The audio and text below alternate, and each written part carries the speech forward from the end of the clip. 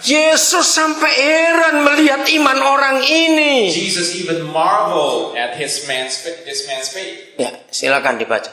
When Jesus heard these things, he marveled at him and turned around and said to the crowd that followed him, I say to you, I have not found such great faith, not even in Israel.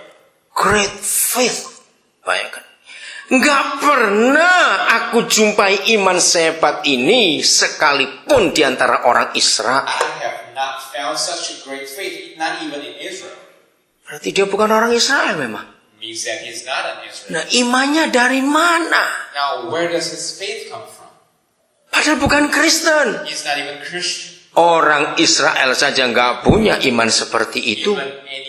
No Israel has this kind of faith. Saudara, ayo kita belajar tentang kasih dari kisah ini. Let's learn about love from this story. Ingat, kita masih pada Lukas 11 tadi. Remember, we're still in Luke 11. Ketuk pintu rumah orang Bethlehem itu untuk pinjam 3 roti tanpa malu. Then knock the door of the Bethlehem man to borrow some breads with no reservation. Karena ada orang memerlukannya. Because somebody needs it. Bisa nggak perwira ini nggak ngurusin budaknya? Dia punya banyak kok, mau mati satu cari lagi gampang. Could the centurion not care about this dying servant? He can always look for somebody. Bisa tidak? Servant, right? Sangat bisa. Oh yeah, very possible. Tapi yang luar biasa dia berjuang. But the awesome thing is he berjuang mempertaruhkan imannya untuk budak itu sembuh. He struggled with his faith for the sake of the servant. Oke, saya cuma beri ilustrasi saja. I'm just giving you illustration. Berapa banyak orang Kristen yang hebat kalau ke gereja? How many Christians are so great at coming to church? Hebat kalau berdoa. Great at prayer. Pokoknya sibuk dengan semua aktivitas kekristenan. Busy with all the Christian activities. Ini kembali ke Indonesia lagi. Going back to Indonesia. Kalau orang itu dengar tetangganya kanker payudara sudah stadium 4 misalnya gitu. And when this person suddenly heard about his neighbor having a stadium 4 cancer, breast cancer. Dan bukan Kristen loh. And this neighbor is not Christian. Saudara, kalau semua kita punya sikap iman seperti perwira ini, all of us has a great faith like the centurions. Maka tetangga itu akan terima dan mengalami Yesus dalam hidupnya. Then that neighbor will experience and receive Jesus. Maaf, jangan tersinggung, saya katakan ini. Don't be offended when I say this. Berapa kali kita bergumul untuk kesembuhan, kalau itu mama kita yang sakit, adik kita yang sakit, anak kita yang sakit. How many times do we really fight with our faith? For somebody who's sick, if it's our mother or our sister or brother or our child.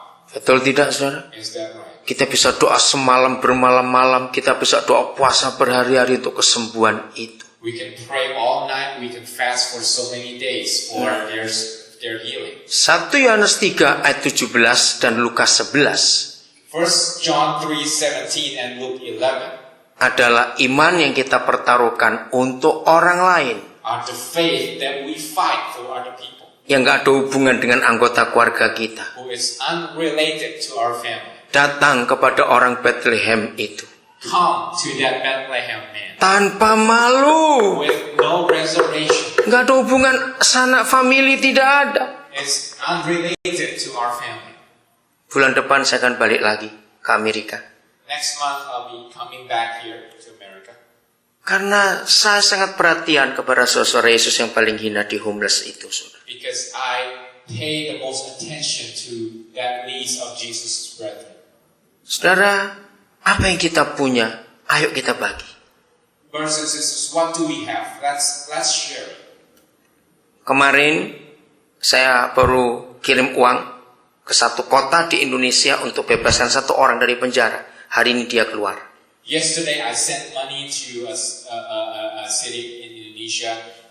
That money will be used to free a man from a jail, and he's coming out today. Karena hari ini sekarang hari Senin di Indonesia. Because today is Monday in Indonesia. Tadi dalam perjalanan ke sini, di sana sudah jam 8, saya dapat SMS dari kepala penjaranya, orang itu keluar hari ini. While I was on my way here, in Indonesia it's 8 a.m. right now. Papua ya, di Papua bukan WIB. In Papua, I got a message from the warden of the jail, the prison. That man is coming up today. Saya bayar dia 3.700.000, kira-kira $390. I paid about $390 for this man.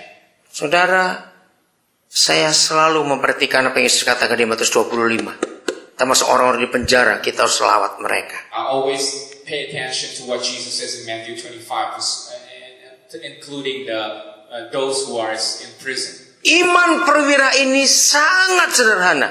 The faith of the centurion is so simple. Enggak sulit iman itu. This kind of faith is not hard. Dia mendudukkan Tuhan Yesus di posisi yang benar.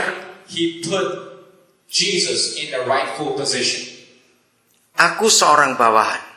I was a subordinate. Padahal dia panglima. Even though he is a centurion. Karena dia punya panglima lebih tinggi, yaitu Kaisar di Roma. Because he has another superior, which is the Caesar in Rome.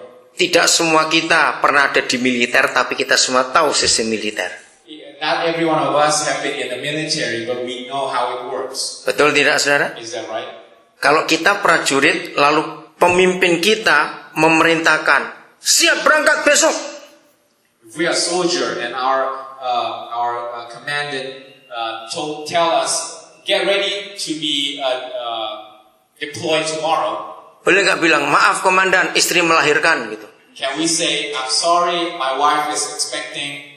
Maaf komandan, papa saya sekarat sekarang. I'm sorry, commandant, my father is sick. Saya mau tanya kepada saudara, dalam sistem militer, boleh nggak perintah komandan ditolak? Let me ask you, in the military, can you refuse the superior's order? Tidak mungkin.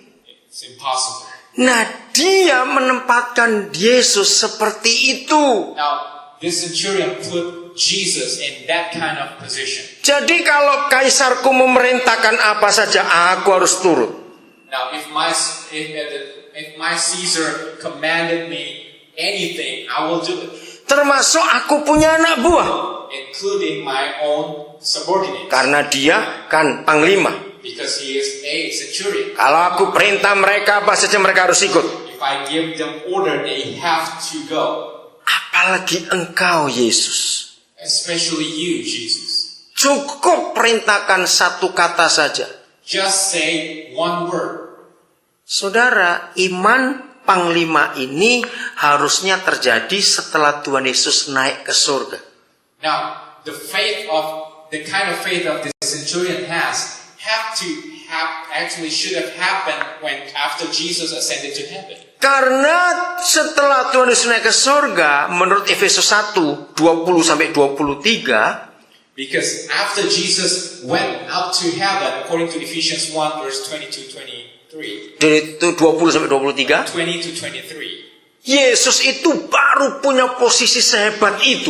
Jesus then had that kind of great position. Efesus mengatakan segala sesuatu telah tunduk di bawah kakinya. And in the Ephesians says everything has been put under his feet.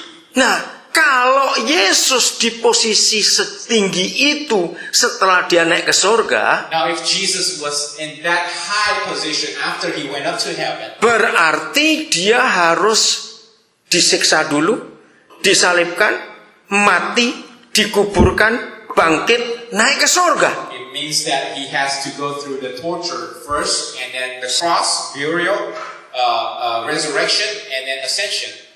Nah, perwira ini melewati semua itu. Now the centurion passed all of these. Yesus belum ditangkap, belum disiksa, Jesus has not been arrested yet, has not been tortured yet, belum disalibkan has juga. not been crucified yet. Maka itu Lukas kagum pada iman orang ini. That's why Luke was so admired the centurion's faith. Dari mana dia punya iman sehebat ini? Where did he get this great faith? Mendudukkan Yesus di kursi yang sebenarnya. Putting Jesus in the rightful position. Saudara, selama kita jadi Kristen egois, kita nggak akan bisa melihat kebenaran ini. Brothers and sisters, as long as we still